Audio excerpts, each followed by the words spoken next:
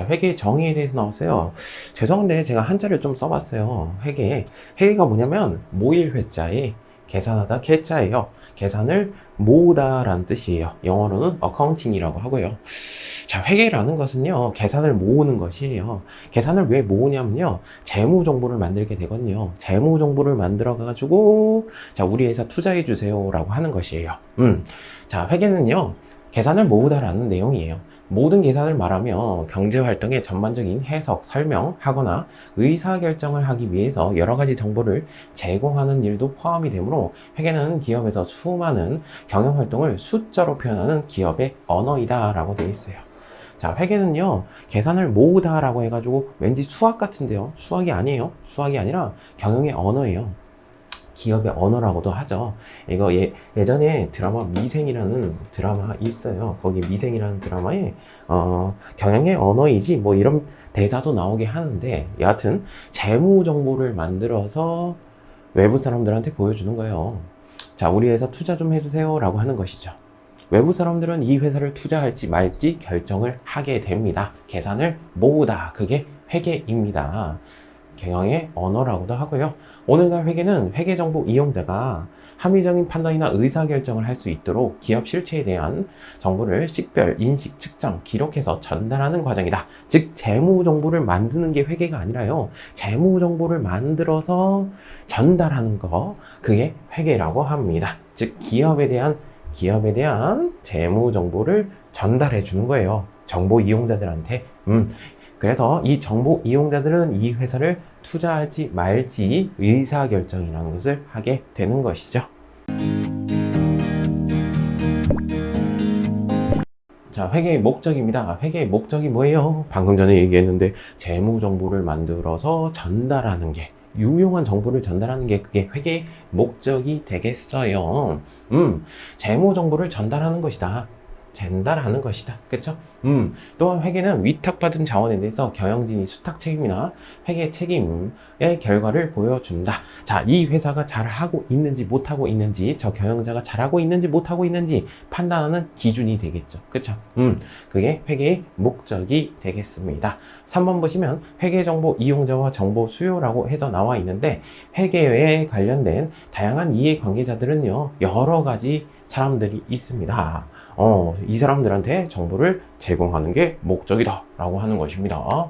그래서 정보 이용자들이 쭉 나와 있는데요, 이거를 여러분들 외우려고 생각하지 마시고요, 한번 생각 좀 해보세요. 자, 기업이 있어요. 어떤 기업이 있어요. 기업에 대한 재무 정보를 만들 것이에요. 기업에 대한 재무 정보를 만드는데, 자, 이 재무 정보를 회사 바깥에 있는 사람들한테 전달하면 재무 얘기라고 하는데, 이따가 나오는데, 자, 외부 이 정보 이용자라고 해서 나왔습니다. 즉, 회사 밖에 있는 사람들이에요. 누가 필요할까요? 이 재무 정보. 자, 주주가 될 수도 있고요. 주식을 산 사람, 그리고 투자자들. 이 회사 투자할지 말지 결정을 하는 것이죠. 그리고 채권자, 이제 돈 받을 사람들. 이 회사한테 돈을 빌려주고 나중에 돈을 받을 사람들, 채권자도 될 것이고요. 거래처 사장님도 이 회사 외상 금액 잘 갚을 수 있는지 없는지 판단하는 기준이 되겠죠. 정부도 될 수 있겠고요. 자, 이 회사 돈 많이 벌었네, 세금 많이 때려야겠어, 이렇게 알 수 있겠고, 일반 대중들도 이 회사 성장할지 말지 확인할 수가 있겠죠. 즉, 외부 정보 이용자는 뭐냐면 회사의 바깥에 있는 사람들이에요. 그죠? 그리고 내부 정보 이용자는 누구냐면 회사 안에 있는 사람들이에요. 회사 안에 있는 사람들 누구예요? 경영자가 있죠. 경영자는 어떻게 해요? 이 재무 정보를 가지고 내가 이번 연도에 잘했다 못했다 판단하는 기준이 되겠죠. 요번에 더 열심히 해야 되겠는 걸. 근로자도 마찬가지겠죠. 근로자도 이 재무 정보를 보겠죠. 안에 있는 사람이잖아요.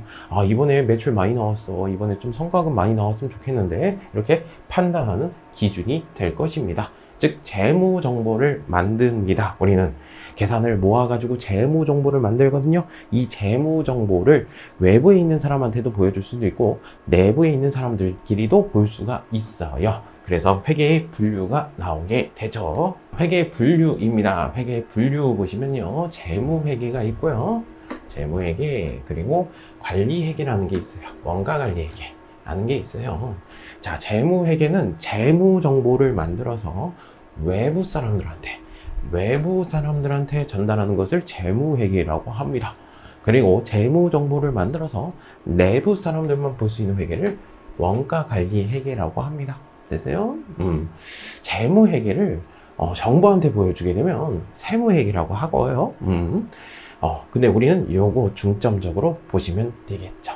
자, 외부 사람들한테 전달할 때는 재무 정보를 외부 사람들한테 전달을 해야 될 때는 뭔가 규칙이 필요해요. 그게 뭐냐면 일반적으로 이거 재무제표라고 되어 있네. 일반적으로 인정된 회계 원칙에 따라서 작성을 합니다. 규칙이라는 게 있습니다. 회계법이라는 규칙에 따라서 재무 정보를 만들게 되고요. 이 재무 정보를 외부 사람들한테 보여줘야 되는데 그걸 보고서를 뭐라고 하냐면 재무제표라고 합니다. 재무제표. 자, 재무 정보를 만들어서 외부 사람들한테 전달할 때는 규칙이 필요해요. 일반적으로 인정된 회계 원칙에 의해서 재무제표라는 보고서를 전달하게 됩니다. 그걸 재무보고라고 합니다. 자, 원가관리회계 같은 경우는요, 재무 정보를 만들어서 내부 사람들만 볼 수 있는 거예요. 내부 사람들만 볼 수 있기 때문에 규칙이 없어요. 규칙이 없습니다. 사장님 입맛에 맞춰주면 됩니다. 그냥 내부 사람들만 볼 수 있는 것이기 때문에 규칙이 없습니다. 됐습니까? 이렇게 정리를 해주시면 되겠네요. 재무회계하고 원가관리회계 비교해 주시면서 재무 정보를 만들어서 외부 사람들한테 전달하는 것을 재무회계라고 한다. 재무 정보를 만들어서 내부 사람들만 볼 수 있는 회계를 원가관리회계라고 한다. 정확하게 구분을 하자.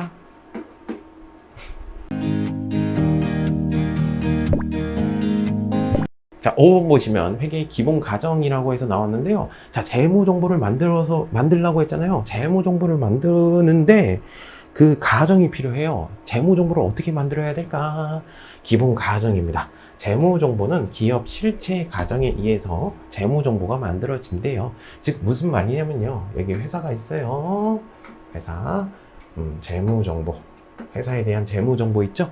그리고 여기 중간에 경영자도 있을 거 아니에요. 경영자. 사업을 총괄하는 경영자가 있을 겁니다. 경영자 개인 돈도 있겠죠. 즉 이게 무슨 말이냐면 기업 실체의 가정, 기업 자체에 대한 재무 정보만 만들어내는 것이에요. 무슨 말이냐면 경영자의 개인 돈 있죠. 개인 돈하고 회사 돈은 별개라는 것이에요. 되세요? 즉 기업 실체의 가정이라는 말은요, 기업에 대한 재무 정보를 만들어내는 거예요. 개인 돈 얘기하는 게 아니에요. 볼게요. 기업을 소유주와는 독립적으로, 소유주가 누굴까요? 기업을 소유한 주인, 누구? 경영자, 개인 사장님과는 독립적으로 존재하는 회계 단위로 간주한다. 즉 무슨 말이에요? 회사에 대한 재무 정보만 만들라는 것이에요. 개인 사장님하고 독립적인 존재라는 것이에요.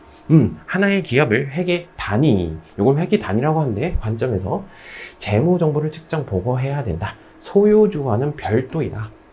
즉 소유한 주인, 사장님, 개인 사장님과는 별도의 단위로서 기업에 대한 재무 정보를 만들어줘야 된다라는 뜻입니다. 여기 회계 단위가 나와 있는데요. 회계 단위는 뭐냐면 기업 그 자체를 회계 단위라고 합니다.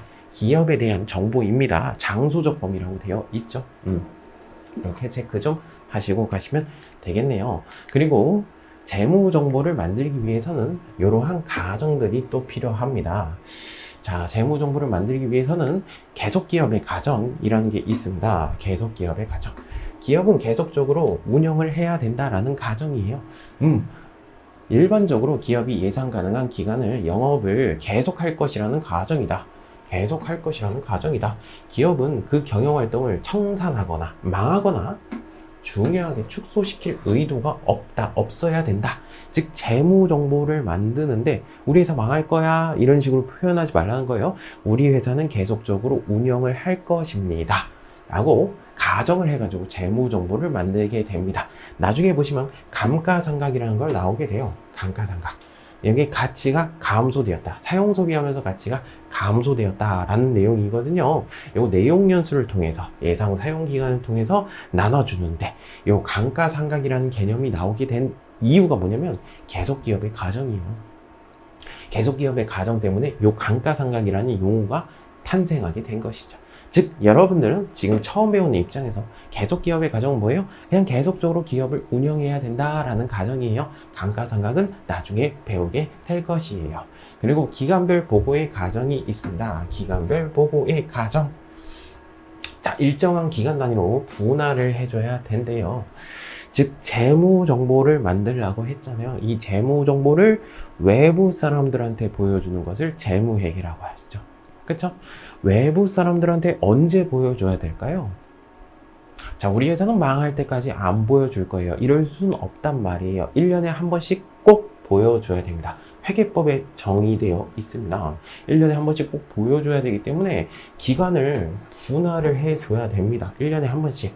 즉, 회계 연도는 1년을 넘지 않는 범위 내에서 뭐 설정할 수 있다라고 되는데 1년에 한 번씩은 꼭 보여줘야 됩니다. 그래서 세 가지 가정에 의해서 재무 정보를 만들게 됩니다. 세 가지 가정 뭐죠? 기업 실체의 가정, 기업에 대한 재무 정보를 만들어 줘야 된다. 됐어요? 그리고 기업은 계속적으로 운영을 해야 된다. 계속 기업의 가정. 그리고 기간별 보고의 가정, 1년에 한 번씩은 꼭 만들어 줘야 되기 때문에 기간을 분할해 줘야 된다. 그래서 이런 용어들이 나오게 된 것입니다. 자, 이 용어들이 처음에는 굉장히 중요하죠. 용어들 정확하게 알고 계셔야 됩니다. 자, 1월 1일 기초라고 하는데 12월 31일 기말이라고 합니다. 잠깐 보시죠. 자, 요거를 뭐라고 하냐면 회계 기간이라고 합니다. 회계 기간, 회계 연도. 1년에 한 번씩 보여줘야 되기 때문에 이러한 기간을 분할할 수밖에 없어요. 자, 요걸 회계 기간이라고 하고요. 회계 연도라고도 합니다. 회계 연도.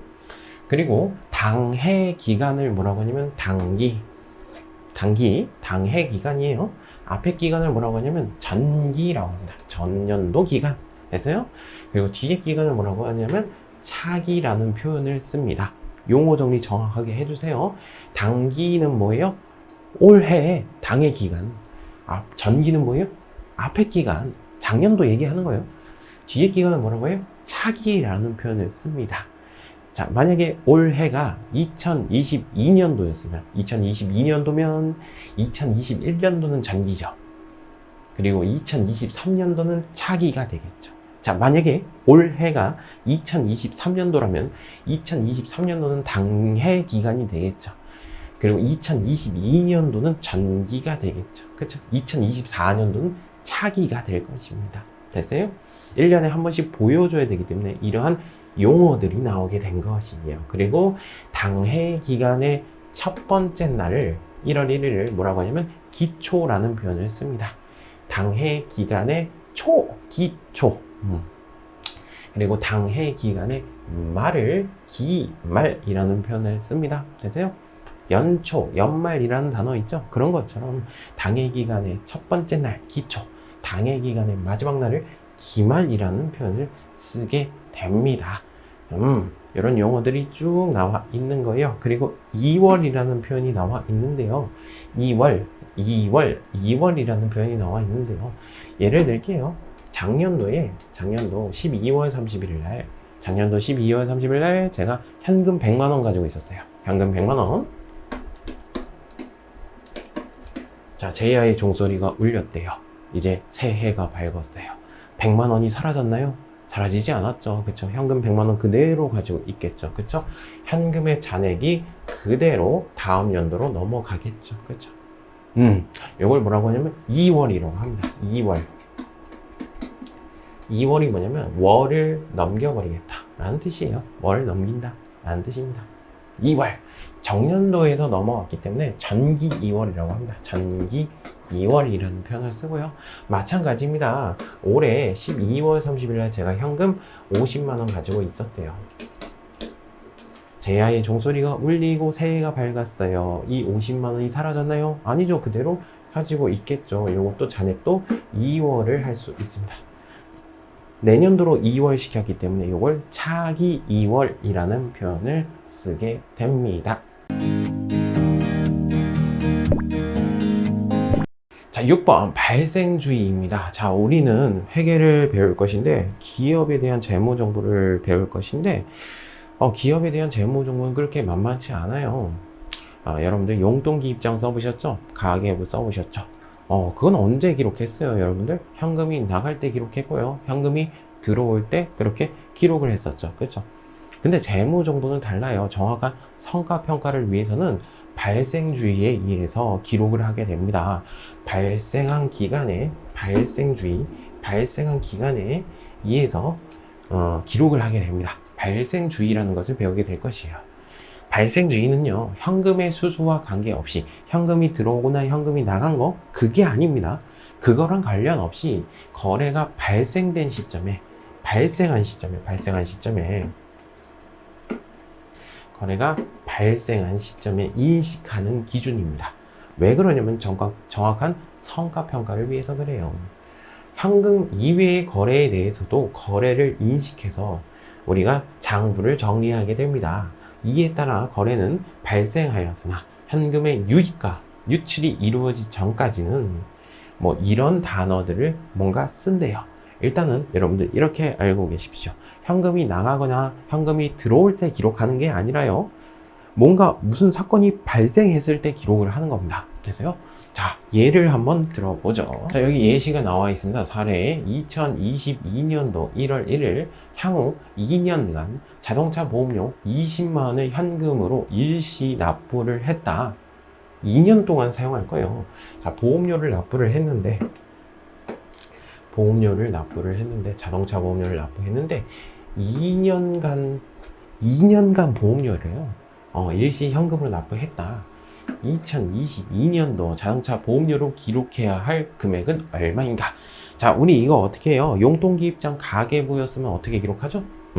현금주의. 즉 무슨 말이냐면 2022년도에 20만 원만큼 현금으로 납부했으니까, 보험료를 납부했으니까 20만 원 기록해주면 돼요. 되게 쉽죠, 그쵸? 우리 용돈기 입장 가계부 같은 거 한번 써봤잖아요, 그쵸? 왜? 20만 원 현금 나갔으니까 20만 원 그대로 기록해 주는 거예요. 2022년도에 현금 20만 원을 지급했으니까 2022년도 보험료는 20만 원이다. 이건 당연한 결과고요. 우리는 이렇게 회계 처리하지 않아요. 우리 앞으로 기업에 대한 재무 정보를 배우게 될 것인데 현금주의에 의해서 이렇게 기록하지 않습니다. 자, 발생주의에 의해서 기록을 하게 되거든요. 보시면요, 자, 이게 2년치 보험료죠. 이 2년치 보험료잖아. 생각을 해보면 20만 원 중에 10만 원은 1년치겠죠? 10만 원은 또 1년치겠고요. 그러니까 22년도에 대한 보험료는 10만 원이겠네. 그쵸? 2023년도에 대한 보험료는 10만 원이겠네. 그쵸? 왜? 이게 2년치잖아. 2년치. 현금으로 20만 원 줬지만 10만 원은 첫 번째 연도이고 10만 원은 두 번째 연도겠죠. 그쵸? 이렇게 기록을 해줘야 된다는 거예요. 됐어요? 자, 2022년도 보험 혜택을 위해서 발생한 금액은 10만 원이고 2023년도 보험 혜택을 위해서 발생한 금액은 10만 원이다. 즉 20만 원 현금으로 줬지만 20만 원 다 기록한 게 아닙니다. 20만 원 다 기록한 게 아니라 10만 원은 이번 연도, 10만 원은 다음 연도 해가지고 발생한 기간에 기재를 해야 된다. 그게 발생주의라는 개념이에요. 되세요? 지금 많이 어려우시죠? 그쵸? 현금주의로 할 때는 되게 쉬웠잖아요. 현금이 나갔을 때 기록하고, 현금이 들어왔을 때 기록하고. 이건 누구나 다 알고 있는 것이에요. 정확한 성과평가를 위해서 우리는 발생주의라는 것을 도입하게 되었습니다. 즉, 이번 연도 진짜 쓴 거 얼마예요? 10만 원이에요, 보험료. 다음 연도 진짜 비용은 얼마예요? 10만 원이에요. 이렇게 기록해 주는 거예요. 정확한 성과평가를 위해서요. 자, 1년에 한 번씩 보여줘야 되기 때문에 이런 개념들이 나오게 됐습니다. 자, 발생주의에 대한 개념이었습니다. 자, 유형별 연습 문제 실무 이론평가 1번 재무회계 기본 개념 쪽입니다. 1번 문제 가도록 하겠습니다. 기본 가정은 무엇인가? 다음에서 설명하고 있는 기본 가정은 무엇인가? 자, 기본 가정에는 세 가지 가정이 있었죠. 기업 실체의 가정, 그리고 계속 기업의 가정, 기간별 보고의 가정이 있었죠. 세 가지 가정이 있었죠. 기간별 보고의 가정, 기업 실체의 가정, 계속 기업의 가정이 있었죠. 그렇죠? 4번은 기본 가정이 일단 아니죠. 그렇죠? 내용 좀 살펴봅시다. 적시성 있는 정보를 제공하기 위해서, 그 시기에 맞는 정보를 제공하기 위해서 기업은 존속 기간을 일정한 기간 단위로 분할을 한다. 단위를 분할을 한대, 기간을 분할을 한대요. 여기 뭐죠? 기간별로 보고하겠다는 가정이죠. 그렇죠? 그래서 기초라는 개념이 있었고, 기말이라는 개념이 있었고, 단기라는 개념, 전기라는 개념, 차기라는 개념이 있었죠. 요런 개념들이 생겨나게 된 것이죠. 왜 생겨났어요? 기간을 왜 쪼개요? 1년에 한 번씩 보여줘야 되거든요. 그쵸? 그런 것들 때문에 이 용어들이 생겨난 것이죠. 여하튼 1번은 기간별 보고의 가정입니다. 자, 2번 문제입니다. 다음 중 회계 개념에 대한 설명으로 옳지 않은 것은? 1번, 회계는 회계정보 이용자가 합리적인 의사결정을 할 수 있도록 경제적 정보를 식별, 측정, 전달하는 정보 시스템이다. 참 고급지게 써져 있죠. 재무 정보를 만들어 가지고 외부 사람들한테 보여주잖아요. 외부 사람들은 그 재무 정보 보고서를 보고서 이 회사 투자할지 말지 결정을 하겠죠. 합리적인 의사결정을 할 것이 아닙니까? 이 회사 투자할지 말지 결정을 할 것입니다. 경제적 정보를, 재무적 정보를 식별, 측정, 전달한다. 이게 회계죠? 고급지게 써져 있군요. 맞는 표현. 2번, 회계는 재무정보, 정보 이용자들이 경제적 자원의 배분과 관련된 의사결정을 하는데 도움이 되는 유용한 정보를 제공한다. 예, 재무적 정보를 전달하는 거예요. 유용한 정보를 제공한다. 맞는 표현. 3번, 기업을 둘러싼 이해관계자들이 있죠. 기업을 둘러싼 이해관계자는 주주와 채권자뿐이다. 틀렸죠? 여러 가지 이해관계자들이 있었죠. 경영자도 있을 수 있고요. 내부 정보 이용자 등에, 그리고 종업원, 직원도 있을 수 있겠죠. 그렇죠? 이 사람들도 내부 정보 이해관계자에 해당이 되죠. 내부 정보 이용자, 이해관계자에 해당이 되겠죠. 그리고 외부 이해관계자는 주주, 채권자뿐만 아니라 거래처 사장님이 될 수도 있고요. 은행도 될 수 있고요. 금융기관, 그리고 정부 당국도 될 수가 있겠죠. 그렇죠? 정답은 3번이 틀린 표현이 되겠군요. 4번, 재무제표는 누가 작성합니까? 경영자가 작성하고요. 책임은 누가 져요? 경영자가 지는 거예요. 물론 경영자의 책임 하에 실무자들이 하는 것이죠. 책임은 누가 진다고요? 경영자들이 지는 거예요. 덤탱이 씌우지 마세요. 2번의 정답은 3번이 틀린 표현이 되겠습니다. 자, 6번 문제입니다. 의사결정과 내용과 관련이 있는 회계정보 이용자로 옳은 것은? 회계정보 이용자가 나왔는데 이 내용을 누가 할 것인가 라는 것이죠. 기업의 경영 계획을 수립하거나 집행, 통제 등의 의사결정을 한다. 누가 합니까? 이걸 기업 경영을 계획하고 누가 해요? 경영자가 하겠죠. 그렇죠? 정답은 2번이 되겠죠? 정답은 2번이 될 것입니다. 7번 문제. 회계 정의에 관한 설명으로 옳지 않은 것은?